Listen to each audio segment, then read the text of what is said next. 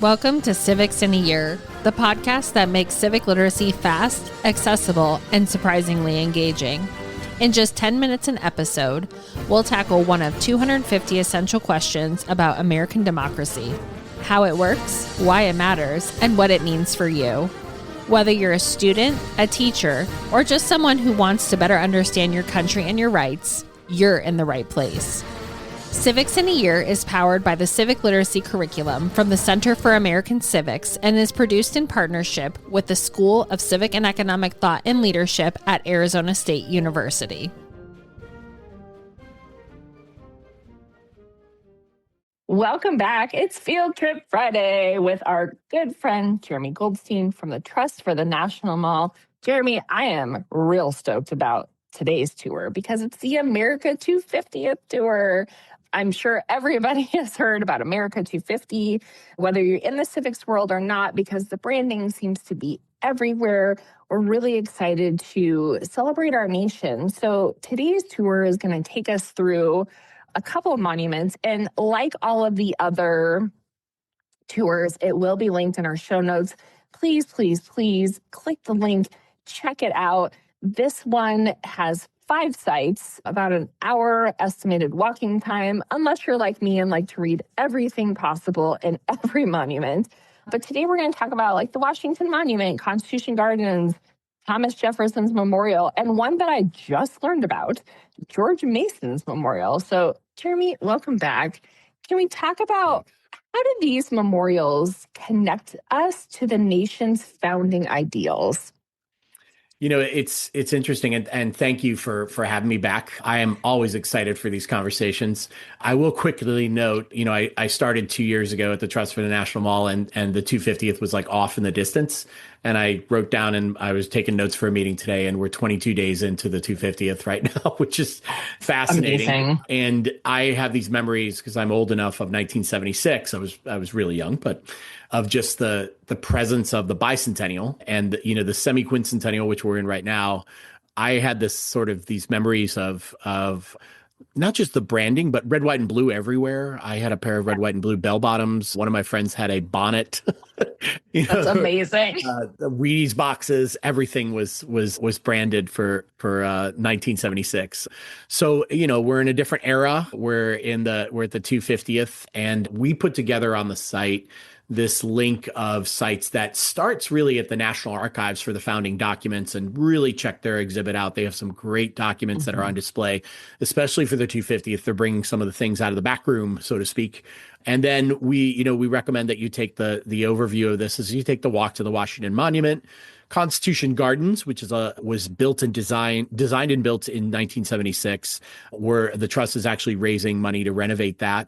The Jefferson Memorial, and then finally the George Mason Memorial. As you mentioned, it's 1 hour of walking, but it can take up to 5 hours if you are a reader of all the texts and things. So how do these link to the nation's founding ideals? The way I kind of classify these is like people and concepts. And this is what's really fascinating to me about them all, is that we have these monuments, the Washington to, you know, the first president, you know, the considered the founding fathers here, Jefferson, Washington. And then there are also these reverent spaces to the documents. And that to me is kind of an interesting twist on museums and monuments and memorials. So Constitution Garden, that's about the Declaration of Independence and the Constitution. Now, there were a bunch of people, signers, founders who were part of it. But think about this. This is a monument. This is a space that's reverent towards the document. So, you know, the Constitution is a living document that gets amended and gets, you know, interpreted in several different ways. And what we have is this memorial. It's a commemorative space. It's not a memorial. It's a commemorative space to the documents. And then you have the story of these individuals who were connected to that period of time, to the concepts and ideas, to the authorship and all of those pieces. And I find that combination of people and paper is really substantial. So when we talk about, you know, these ideals, founding principles, liberty, unity, and the kind of like national mythology, if you will, what tensions exist between those ideals and early realities? Yeah, the mall and the commemoration spaces and the memorials and monuments are all about contexts context in which they were built, right, at the time, but also the context of the commemorative event, document or individual. So these individuals lived in times. We don't dismiss that. The narrative's alive and well. What I always sense is that when people go to the mall and they start reading the text of the mall, so to speak, they are really kind of bringing in their own interpretation, their own perspectives. For lack of a better term, we bring our own bias. We walk into the mall that way. So really, the early realities and the founding of our country, there was a revolution. There were people who fought and died for the separation from, a monarchy and creating some really big ideals, some very lofty ideals. I try to imagine people sitting in a room and saying, we should really do better. We should make things more perfect. And that's what I love the term more perfect union. Yes. Because it's, perfection's a goal, but it isn't going to be produced immediately. And, you can continue to strive to be more perfect. So look, there are faults of every human experience. There are victories, losses, and shortcomings. And I think that is well preserved in the mall. And then we also, as I say, bring our own narratives to that, our own life experiences to that. And those contexts, whether they're today or the past, or even at the time of the building of the memorial, those are important to consider. Those are multiple narratives that I hope people pick up when they go to the mall.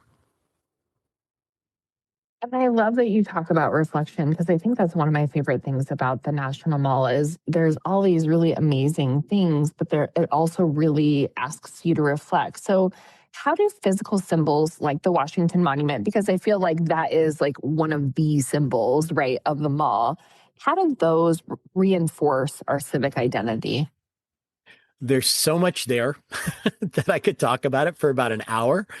But I'm actually right now, as I'm talking to you, I'm looking at our images that we have on the National Mall Gateway site. The first thing I think of when I look at it is 2 stages of completion, which kind of tells the story of our nation. We're always building. We're always trying to, strive towards that more perfect. Perfection is off in the distance. I think of it as, almost like looking at a horizon and striving towards it. And we're going to stumble and we're going to build and rebuild. If you look at the stone of the Washington Monument, it is simply 2 different types of stone, 2 colors of stone, because it was started and then it wasn't completed. And then later on, it was completed when more funding was available, when there was less of a conflicted political time. And then the other piece about civic identity, the kind of Washington Monument in a nutshell, or the contexts that I talked about before.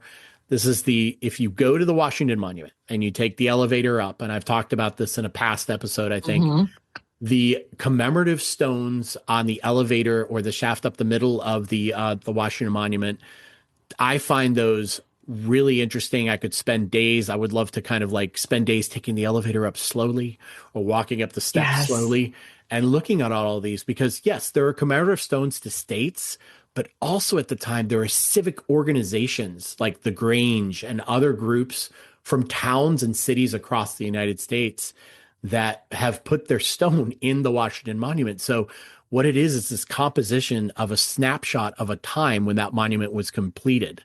My little piece of trivia that I always ask people and students, and I'm revealing it here on a podcast, depends on how many people listen to this, but what is the top of the Washington Monument made of, the very tip of it? This is my favorite thing to ask. I know, but I don't want to say. Okay. Aluminum, right? It's aluminum, and it's a precious metal, especially at the time.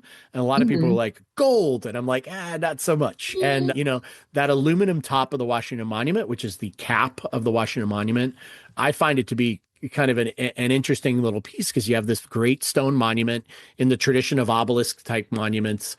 Washington was very reluctant about monuments to himself, right?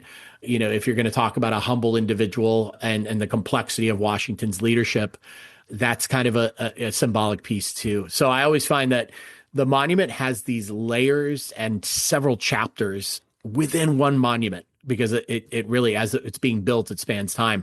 There's a friends group or a group that is the descendants of the original fundraisers of the monument, and they're actively involved in it too. They've published a book that's available on the National Mall as well, the monument and its building, with great historic photos too. Oh my gosh. I'm just so excited about these things. You talked about a book and I'm like, ooh, where's the book? I want to get it. So, as people are visiting today and in the future, what can they learn about the ongoing work of democracy through the America 250 tour? Yeah, the America 250 tour starts at one of our kind of national treasures, which is the archives. And Mhm. again, reverence for documents and those things that were, written down as the intent of this democracy. Those are a really great starting place, because then you're also walking out to, as I've mentioned before, a space that is democracy and civics in action. 9,000 permitted events. Those events are approved. Those can be protests, those can be performances, they can be pickleball matches, which we sponsor on the National Mall. But the sort of civic engagement of the American people and engagement with democracy in action is what you see on the mall. It's the activity, down to the kickball leagues and several other pieces. And then there's also the idea that you go from the founding documents to the active space, and then you're commemorating these founding fathers or founding signers. If you go to within Constitution Gardens, there is a signers island, and the Constitution Gardens is about a 23-acre park within the park. And on this island is a circular commemoration. You take a little bridge and you cross into this island, and there are engraved signatures of each one of the founders organized by the states. There are a lot of spaces on the National Mall that show you, like, if you are American and live in a state, or if you're not, if you've come from far away but have experience with these states, you can find your state on the National Mall, which I think is really cool. You can find the state where those signers from the original 13 colonies were there. And that commemorative space, the island in the middle of the pond, links people to founding fathers, founding documents. And again, you're getting that whole package on there of the people, the ideas, and the kind of the writings. So in a nutshell, that entire tour starts with the paper and then gets you into all of the spaces that are commemorative while you're walking through an active First Amendment space. Well, and I think one of the things I really appreciate about the website too is I'm looking at Constitution Gardens while we're speaking, and you can take a virtual stroll through this site and you can kind of preview it. And if you're an educator, there are reflection, questions, there's educational activities. It's really something that you can plug into your classroom and show your students, especially if you, like me, live in Arizona and you're not, we're not bringing kids to DC because it's not really close. So, Jeremy, thank you so much for taking us through this America 250 tour. Again, I'm coming to DC, and every time we have these conversations, I'm like, ooh, I should do this tour. I should do this tour. But I'm really excited to just explore the things that I haven't seen yet. So thank you so much. And I'm really looking forward to our next Field Trip Friday. Thanks so much. I'm looking forward to it too. Thanks. Thanks for joining us on another episode of Civics in a Year. If you enjoyed this episode, be sure to subscribe and share it with someone who cares about a constitutional republic as much as you do. For more episodes, resources, and updates, follow us on social media or visit us at civics.asu.edu. Make sure to check out the show notes for any relevant links. Special thanks to the United States Marine Band for their performance of the Stars and Stripes Forever. Let's keep building a stronger constitutional republic, one episode at a time.